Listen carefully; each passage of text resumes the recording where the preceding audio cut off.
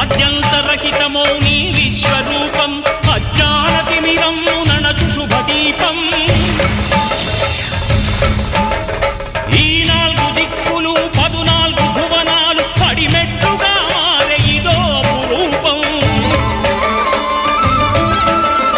అమరులెల్లరు చేయ అమృతాభిషేకం నెరవేర్చుకో స్వామి నీదు సంకల్పం పదములకు రొక్కగా ఒక్కొక్క లోకం అందుకో నక్షత్ర పుష్పాభిషేకం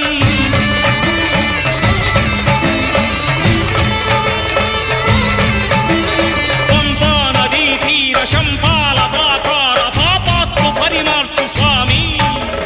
భక్తులను రక్షించు